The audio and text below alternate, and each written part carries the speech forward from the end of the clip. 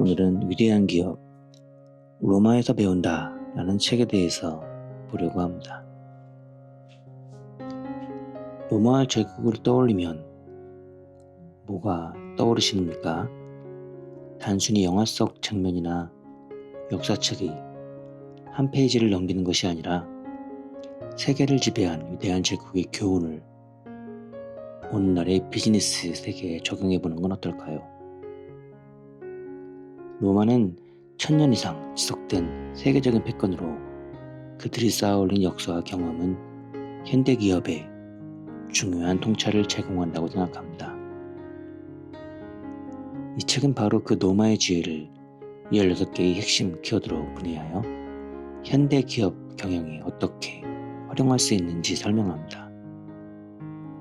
개방성, 개혁, 아웃소싱, 솔선수범, 책임과 권한, 노블리스 오블리제, 내부의 혁신과 같은 주제들을 그런 것들을 통해 로마가 어떻게 변화와 도전에 맞서 성공했는지를 들여다봅니다. 역사는 단순히 과거의 반복이 아니라 오늘날 우리가 직면한 문제에 대한 해답을 제시할 수 있습니다. 과거에서 배우지 못하는 사람은 미래를 만들 수 없다는 말처럼 이 책은 과거 로마의 전략을 현대의 언어로 재해석하여 여러분이 속한 조직 또는 개인적인 경력에서 구체적인 변화를 이끌어낼 수 있도록 도와줍니다. 이 책을 통해 로마의 고대 전략이 현대의 경영 전략과 어떻게 조화를 이룰 수 있는지를 발견하고 실제로 적용해보면서 조직의 생산성을 향상시키고 경쟁 우위를 확보하는 데 필요한 영감을 얻을 수 있을 거라고 생각합니다. 지금 바로 로마에서 배울 준비를 하시고 그 시대를 넘어서는 지혜로 여러분의 비즈니스를 한 단계 업그레이드 시켜보시면 어떻겠습니까? 추천의 말. 이 책은 단순히 로마의 역사를 되돌아보는 데 그치지 않는다. 저자의 현장 경험에서 우러난 날카로운 식견으로 경영 현장의 고민거리들을 풀어나가며 좋은 기업을 넘어 위대한 기업으로 가는 길을 찾을 수 있게 해준다. 간결하면서도 힘있는 문장으로 로마의 국가 경영 전략을 현대의 기업 전략에 적용하고 있는 점은 탁월하기까지 하다. 경영혁신 분야에 속한 마이클 해머는 변화를 두려워하고 현재 상황을 유지하려는 사람들은 가장 위험한 내부의 적이다. 그리고 비즈니스 환경의 일시적인 개선은 가장 위험한 외부의 적이다 라고 했다. 단순하고 신속하지 않으면 죽는 것이나 다름없는 글로벌 경제 하에서 많은 고민을 안고 있는 현대의 기업 경영자들은 조직의 본질적인 문제들을 해결하기 위해 로마 제국을 벤치마킹할 수 있을 것이다. 로마 제국의 발전과 번영은 개방성의 철학을 바탕으로 한 실력주의로부터 비롯됐다. 또한 힘의 윤리가 탁월한 리더십을 뒷받침했고 문제 해결을 위한 체계적인 시스템이 가능했다.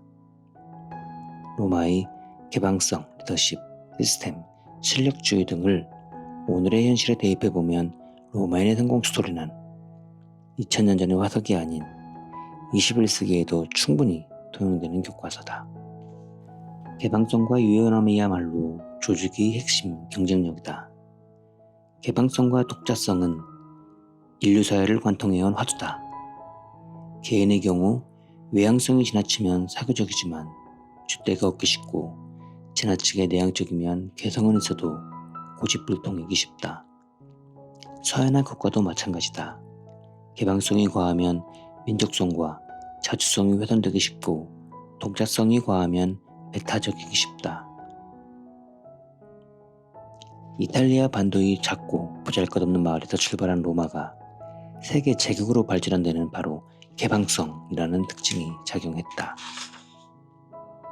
혈연이 아닌 직문에 따라 사회를 재조직한 누마의 개혁은 로마인 특징인 개방성을 결정하고 로마가 발전할 방향까지 제시한 진정한 의미의 개혁이었다. 정복을 통한 영토의 확대가 로마의 하드웨어 M&A였다면 개방성으로 패배자를 동화시키는 그런 정책은 로마의 소프트웨어의 M&A였다.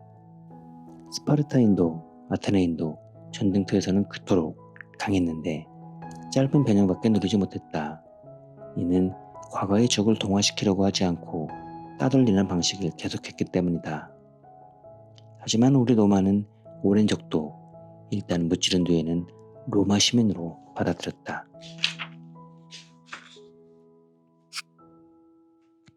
개방적이지 않으면 진정한 혁신은 불가능하다. 로마가 개방성을 유지할 수 있었던 가장 근본적인 배경은 실력 본유의 사회라고 할 수 있다. 로마인들은 좋은 집안에서 태어나 사람이 가지는 프리미엄 자체를 부인하지 않았다. 다만 출신이나 인맥만으로 사회적 지위나 역할이 결정되는 것은 문제가 있다고 생각했기에 아무리 좋은 집안 태생이라도 일정한 단계를 거쳐 자신의 역량을 입증해야만 했다. 아무리 우수한 인재가 모여있다 하더라도 외부에 대한 개방성이 없으면 쇠퇴하는 것은 시간 문제다. 그리고 개방성만 있다면 실제로 외부인을 채용하지 않고서도 경쟁의 범위를 외부까지 넓힐 수 있다. 즉, 우물안 개구리 현상을 줄일 수 있는 것이다. 기득권 개방이 내부 자원의 총력 동원 체제를 마련한다. 아무리 거대한 조직도 시작은 미약하다. 우람한 체격을 자랑하는 레슬링 선수라도 신생아 때는 작고 연약했던 것처럼 조직 또한 출발할 당시에는 엉성하고 규모가 작다. 그래서 어린 시절 키워주고 돌봐준 은혜에 대한 감사의 마음은 이해관계를 뛰어넘는 것과 마찬가지로 조직도 출범 당시에 적극적으로 동참하고 도와준 사람의 기여를 잊을 수 없는 법이다. 터세에 밀려 탁월한 역량으로 조직에 기여하고자 하는 사람의 중앙 진출이 막히면 조직은 공동체 전체가 아니라 일부의 이익만을 추구하는 집단으로 몰락한다. 따라서 성장기에 들어선 조직의 가장 큰 과제는 개방성을 유지하면서 기득권의 고착화를 막는 것이다. 로마는 계급 공신의 귀족들이 프리미엄을 인정했지만 기득권을 화석화하지 않아 소모적인 내부 투쟁을 확대하지 않을 수 있었다. 많은 국가들이 위기를 맞이했을 때 내부 분열로 패망했지만 전체 구성원을 통합하는 국가 운영 체제를 세운 로마는 위기를 극복할 수 있었다. 기득권이 고착화되면 기업이 성장하고 조직이 커지면서 필요한 인재의 확충은 이루어지지 않는다. 기업이 창업 초기를 지나 성장을 시작할 때 가장 중요한 것은 초창기 임기 멤버의 프리미엄을 인정하면서도 조직의 개방성을 유지하는 것이다. 홀로 떠앉지 않고 아웃소싱으로 품질을 높인다. 개인은 타인과의 관계를 주고받으면서 세상 속에 존재할 수 있다. 이런 측면은 조직과 국가도 마찬가지다. 상황에 맞게 어떤 관계를 설정하고 무엇을 주고받느냐가 조직이나 국가의 생존과 번영을 결정한다. 개방형 경제구조에서 생존하기 위해서는 핵심 경쟁력은 유지하되 좋은 파트너를 찾아 관계를 설정하고 역할을 분담하는 능력이 필요하다. 모든 역할을 다 잘할 수 없기 때문에 나름대로의 분업구조를 형성해 나가는 것이 기업 경쟁력을 결정하는 중요한 요소가 된다. 기업 입장에서는 내부화가 필요한 부문의 역량을 극대화하고 외부화가 가능한 부분은 분리하는 능력이 경쟁력 확보의 중요한 요인이 됐다. 내가 잘하는 것을 찾아 집중하고 남이 잘하는 것을 맡기지 않고서는 생존하기 어려운 세상이다. 되도록 많은 기능을 외부화해 전체의 경쟁력을 확보하는 구조 아래서 원청과 하청은 강자와 약자의 관계가 아니라 상호이익의 파트너 관계다. 일찍이 고대 로마인은 자신의 모든 일을 독점하려 들지 않았다. 그런 점에서 뛰어난 유연성을 갖추고 있었다. 조직력과 군사력을 밑바탕으로 담아 세계 제국으로 도약하는 과정에서 다른 민족이 잘하는 분야가 있으면 그들에게 맡기는 방식을 지향했다. 로마는 권역에 속한 민족들이 각자의 강점을 살려 잘할 수 있는 분야를 담당케 하는 국제 분업구조를 만들었다. 패자인 그리스에게 교육 문화의 주도권조차 인정했다. 승자의 권리라는 오만한 관점을 버리고 각자의 비교 우위를 살리는 관점에서 핵심 기능조차 아웃소싱한 것이다. 실패의 쓰라림을 통해 배워야 성공할 수 있다. 작은 성공은 실패 없이도 가능하다. 그러나 큰 성공 뒤에는 항상 쓰라린 실패가 있기 마련이다. 실패는 누구에게나 일어나지만 실패를 딛고 일어서는 것은 아무나 할 수 있는 일이 아니다. 뼈아픈 실패 경험을 성공하기 위한 무용자산으로 만드느냐, 아니면 책임자를 찾아 응징하는 푸닥거리로 만드냐의 기로에서 올바른 선택을 하는 것은 대단히 어려운 일이다. 로마는 실패에서 배울 줄 알았기에 성공했다. 실패를 겪으면서도 로마는 책임론에 휘말려 소모적 논쟁을 벌이기보다는 실패 경험을 살려 성공을 모색하는 길을 선택했다. 전투에서도 로마군은 무계획적으로 하지 않는다. 계획은 행동으로 이어지고 행동은 다음 계획으로 이루어진다. 따라서 잘못을 저지르는 경우가 극히 적다. 또한 잘못을 저질러도 금세 만회할 수 있다. 산악인 딕베스는 인간은 쉬운 싸움에서 이기는 것보다 어려운 싸움에서 패하면서 비로소 성장한다 라고 말했다. 이 경고는 국가나 기업에 똑같이 적용된다. 쉬운 싸움에서 이겨 작은 성공에 도취하면 큰 성취를 이루지 못한다.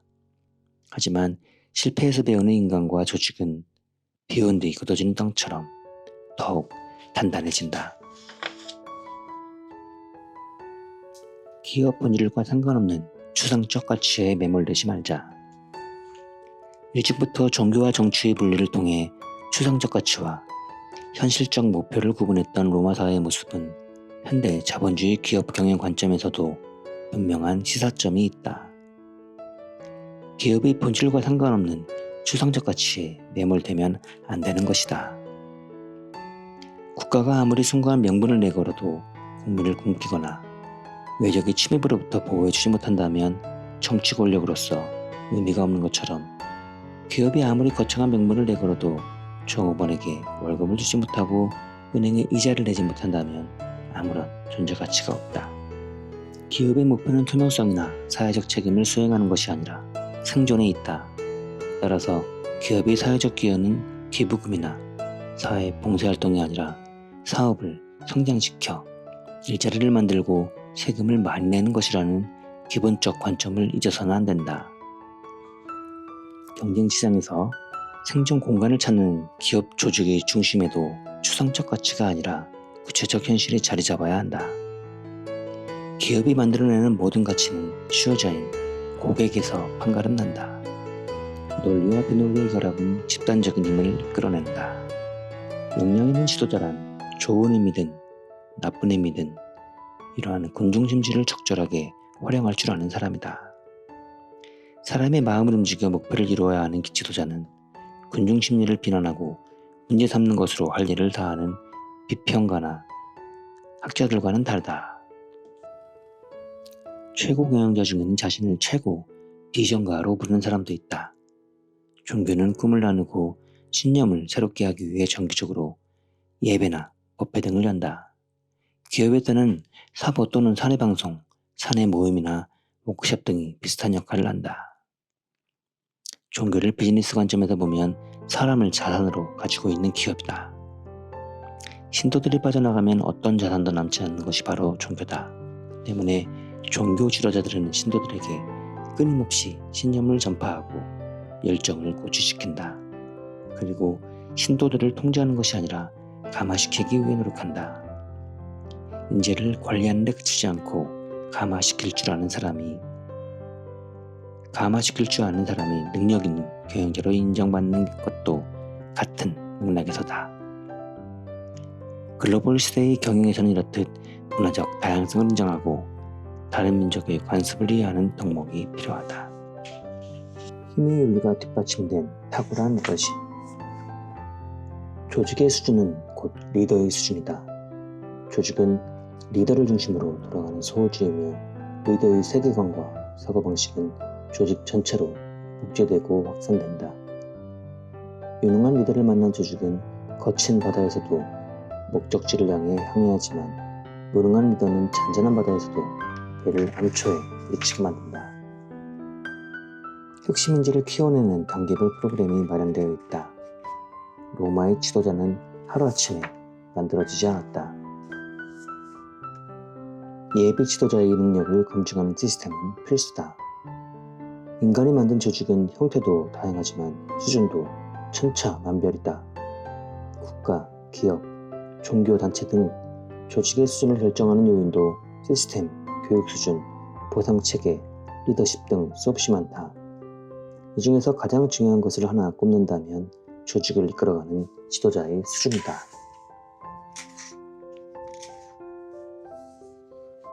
역량 있는 리더의 양성은 21세기에도 여전히 숙제다. 좋은 화초를 길러내려면 일단 씨앗이 좋아야 한다. 하지만 씨앗이 좋아도 그냥 두면 잡초처럼 되어버린다.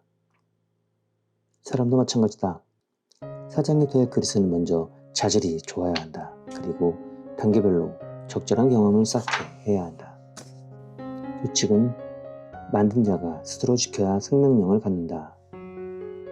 혈연 단계를 벗어나는 사회를 규율하기 위한 기준은 문화에 따라 독자적으로 발전했다. 그리스에는 철학이었고 유대인은 종교였으나 로마인은 법률이었다. 서기 1세기의 알렉산드리아의 유대인 철학자 필로는 다음과 같은 평가를 남겼다. 로마 제국에서는 어떤 규모의 싸움도 과거의 일에 지나지 않는다. 이는 제국 전역에서 공정한 법이 엄격하게 시행되어 왔기 때문이다. 모든 땅과 바다는 로마 제국의 이름 아래 조화로운 통일체를 이루고 있다. 조직에 대한 소속감과 충성심은 인정과 보상에서 비롯된다. 어제의 희생을 망각하는 조직에는 내일의 번영도 없다. 풍요로운 국가를 만들기 위해 희생했던 사람들에게 그런 사람들에 대한 감사와 존경 없이 나라의 번영이 지속되기 어려운 것과 마찬가지로 기업이 성공을 위해 노력한 사람들을 내팽개치는 기업이 계속 발전하기도 힘들다. 역사에서 배우지 못하는 국가가 번영할 수 없듯이 선배들의 노력에서 교훈을 얻지 못하고 그들의 희생에 감사할 줄 모르는 기업이 잘 될 수는 없다. 현장에 믿고 맡겨야 최고의 결과를 얻을 수 있다. 현장을 중시하는 것은 성공한 CEO의 공통점이다. 사업이란 머릿속에서 구상되고 종이 위에 기획되는 것이지만 결국 제품이 생산, 배송돼 고객에게 판매되는 현장에서 실체를 얻는다. 아무리 보고서를 꼼꼼히 읽어도 현장에 가보지 않으면 감을 잡기 어렵다. 그래서 성공한 CEO들은 틈만 나면 현장을 방문해 사업이 진행되는 실체를 직접 확인한다. 로마는 현장 책임자에게 절대 권한을 부여해 최고의 결과를 이끌어냈다. 공화정 시절부터 일단 총주의를 맡겨 전선으로 내보낸 지휘관에는 본국 정부가 일체 간섭하지 않았다. 전략을 짜는 것은 물론 전쟁 중에 강화를 제의하고 강화 조건을 교섭하는 것도 총사령관에게 완전히 위임돼 있었다. 현장 책임자에게 정권을 부여하기 위해서는 당사자의 판단 능력이 뒷받침돼야 한다. 자질 없는 사람에게 권한을 주면 오히려 부작용이 커질 수 있기 때문이다. 따라서 로마인은 인재를 키우는 데 있어 무엇보다 현장 경험을 중시했었다. 현장의 권한이 모호하면 기업 체질이 나약해진다. 현장에 있는 지휘관보다 더 현장을 잘 이해하고 올바른 판단을 내릴 수 있는 사람은 원칙적으로 없다. 경험이 아무리 풍부하더라도 현장의 세부 상황이란 직접 겪어보지 않으면 알 수 없기 때문이다. 그래서 마키아벨리는 장군은 현장에 있어야 하고 현장에 있는 장군은 절대적 권한을 가져야 한다고 강조했던 것이다. 인간이란 권한을 주고 책임을 물으면 나름대로 최선을 다하게 되지만 권한과 책임이 모호하면 자기 보호 본능이 발동해 수동적인 의사결정을 하게 된다. 매사를 상부에 물어보는 게 습관이 되어 있다. 매사를 상부에 물어보는 게 습관이 되는 것이다. 이런 조직에서는 리더가 길러지지 않고 관리자만 양산된다. 자신의 판단보다는 타인의 판단에 의존하며 면피하는 것에 능란한 사람만 살아남기 때문이다. 경영진이 모범을 보여야 기업의 리더십이 확보된다. 지도층의 생동시는 리더십을 확보하고 국가를 번영으로 이끈다는 점에서 인간이 모여 형성한 모든 조직에 공통적으로 적용되는 덕목이다. 남 앞에 서고 남을 이끌기 위해서는 자신이 먼저 공동체에 대한 의무를 다해야 하는 것은 당연하다. 자신이 하지 않는 희생과 헌신을 남에게 요구하는 것은 속임수 아니면 폭력이기 때문이다. 성장 단계의 조직은 시스템을 갖추는 것이 우선이다. 조직의 규모가 커질수록 체계적인 시스템과 이를 뒷받침하는 매뉴얼이 없으면 제대로 굴러가지 않는다. 따라서 조직 성장의 일정 단계에서 시스템과 매뉴얼을 갖추는 것은 성장을 지속하기 위해 넘어야 할 중요한 과제다. 매뉴얼은 존재하는 것만으로는 의미가 없다. 중요한 것은 매뉴얼대로 업무를 처리하는 문화와 태도다. 우리나라의 조직들도 어떤 형태든 매뉴얼은 만들어 놓고 있다. 하지만 현실에 맞지도 않는 수준 높은 매뉴얼을 과시하기 위한 목적으로 가지고 있거나 남의 것을 대충 베낀 것이 많다. 이런 매뉴얼은 업무 기준이 될 수 없다. 현실을 제대로 반영하지 못하기 때문에 매뉴얼대로 하면 아무 일도 할 수 없는 경우가 생긴다.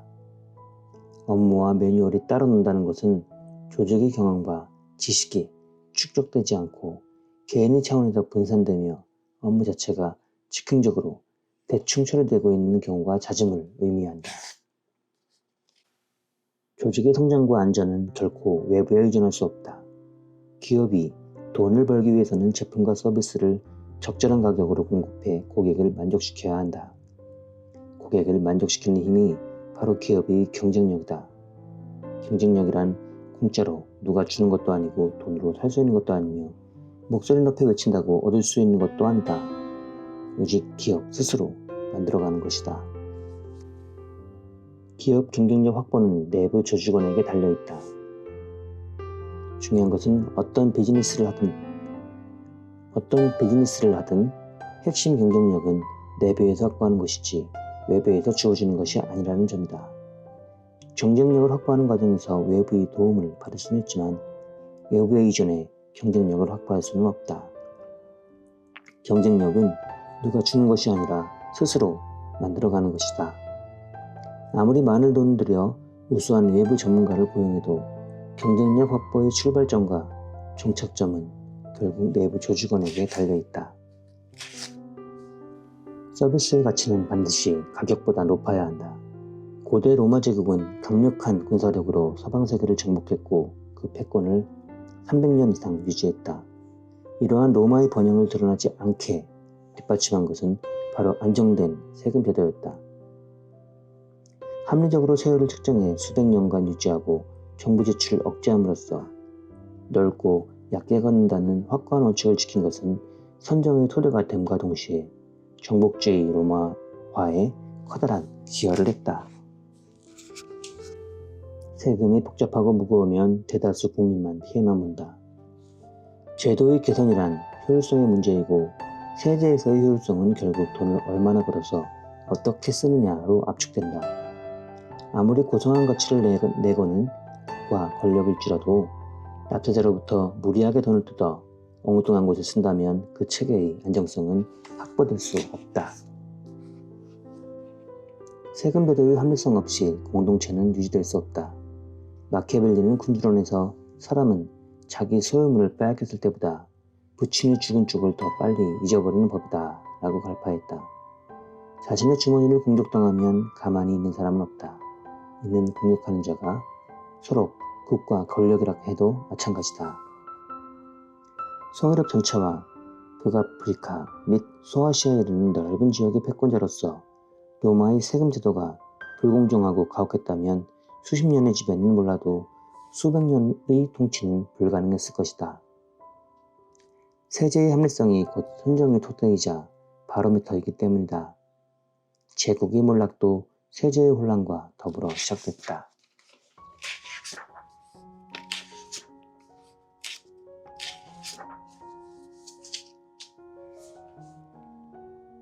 후계자의 정통성은 표출보다 실력이 증명한다. 로마에서 지도자가 되는 기준은 혈연보다 실력주의가 우선이다.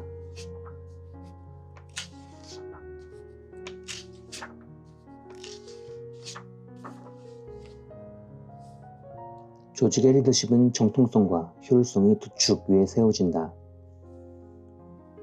토요타와 함께 일본의 양대 자동차 회사인 혼다의 창업자 혼다 쇼우이치로는 1954년 회사에 닥친 위기를 겪으면서 가족 배제의 원칙을 세웠다.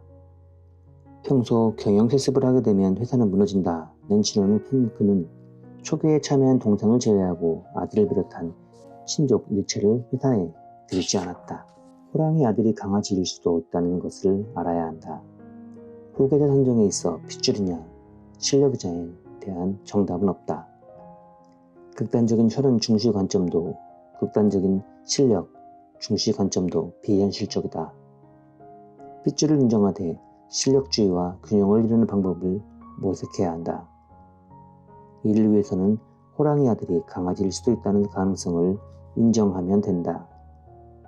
강아지에게 억지로 호랑이의 역할을 맡겨 조직의 쇠퇴를 가져오기보다는 아들은 건너뛰고 손자가 호랑이에게를 기대하는 것이 현실적이다.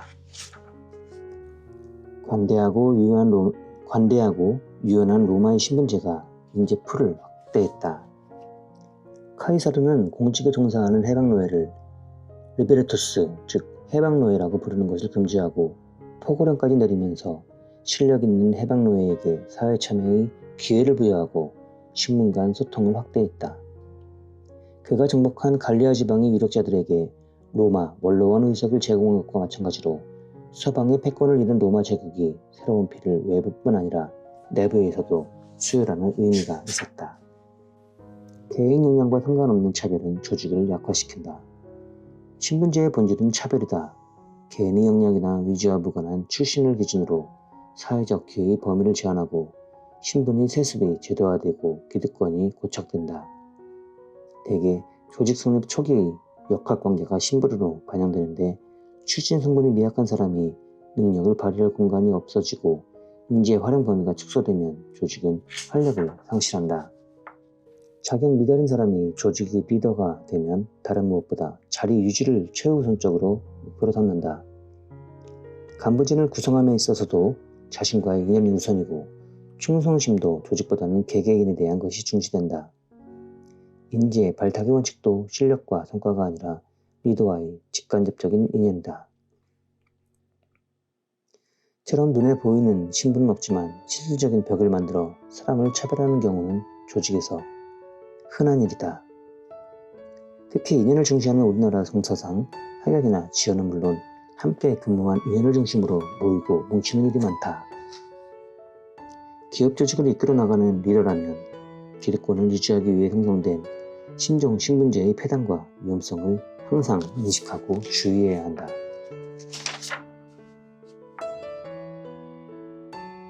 무리한 시장 통제는 결국 시장의 법조를 부른다. 인간의 지능과 의지가 시장과 대결에 이긴 적은 없다. 시장 원리는 자연 법칙처럼 주어진 것이므로 적응하고 활용할 대상이지 싸워서 이길 대상이 아니기 때문이다. 물론 시장이 완벽한 것은 아니어서 종종 시장 실패가 나타난다. 그러나 시장 실패에는 시장 원리의 회복으로 대응하는 방법밖에 없다. 시장을 실패시킨 세력과 싸우려고 하면 더 큰 비용만 지불하게 된다. 로마는 서방 세계 전역을 최강의 군사력으로 정복하고 엄정한 법률로 통치했다. 하지만 로마 제국을 실질적으로 유지시킬 수 있었던 근본적인 힘은 시장 원칙을 중시했던 로마의 사고방식이었다. 인간 사회의 문제란 결국 먹고 사는 문제로 귀결되기 때문이다. 시장 원리는 싸워서 이길 대상이 아닌 자연 법칙임을 알자. 시장 원리를 중시한 로마의 통치 전략은 큰 힘을 발휘해 넓은 권역의 다양한 사람들을 동일한 경제적 이해관계로 통합시킬 수 있었다. 각자의 입장에 따라 가장 잘할 수 있는 분야에 대한 선택과 집중을 통해 성공할 수 있는 길을 열어준 것이다. 이런 정책으로 로마 제국은 군사적 정복의 효과는 수십 년에 불과하지만 경제적 통합의 효과는 수백 년 동안 유지될 수 있다는 것을 증명했다. 21세기인 지금도 시장 원리를 제대로 이해하지 못하고 통제하려는 후진적 사고방식이 남아있다. 현실을 제대로 다루어보지 못한 선동가들은 시장을 사악한 것으로 규정하고 인간의 선한 의지로 시장을 대체하려 하지만 이럴수록 시장의 보수는 가혹해질 뿐이다. 시장을 중시하는 사고방식은 조직 발전을 위한 기본 철학이다. 그러나 아직도 시장의 본질에 대해 이해가 부족한 가운데 엉뚱한 정책을 주장하는 경우가 많은 상황에서 로마인이 시장 원리를 무엇보다 중시한 관점은 현대에 더욱 탁월한 의미로 다가온다. 공동체를 위해 기여한 정도에 따라 명예도 결정된다. 재산에는 건물, 토지, 자본 등 유용자산 및 평판, 명예와 같은 무형자산이 있다. 유형자산을 많이 소유해 풍요를 누리고자 하는 것은 모든 인간에게 강력한 인센티브이며 일단 부자가 되면 명예를 얻고자 한다. 로마인들은 전통적으로 명예를 중시했는데 명예는 곧 공동체 구성원들의 인정이었다. 인간이 부여하는 명예는 지위 고하를 막론하고 공동체를 위한 기여도에 따라 결정됐다. 조직에 대한 기여는 결국 피 아니면 돈이었다. 명예를 자산화하려면 남발하지 말아야 한다. 종교인들은 사람은 빵만으로 살 수 없다. 신을 믿어야 영원히 살 수 있다고 가르친다. 이를 조직에 원용하면 조직은 돈만으로 돌아가지 않는다. 가치관이 있어야 돌아간다고 볼 수 있다. G. 제프리 이밀트 회장은 보상에는 머리, 가슴, 지갑이 병행돼야 한다고도 말했다. 명예를 자산화하기 위해 중요한 것은 남발해서는 안 된다는 점이다. 칭찬도 지나치면 장난처럼 되듯이 훈장도 귀해야 가치가 있다. 모두가 가진 훈장은 동전보다 못하다. 공산국가의 일병직에서 장군들 옷에 주렁주렁 달린 훈장은 권위보다 애처로움이 느껴지는 것과 마찬가지다.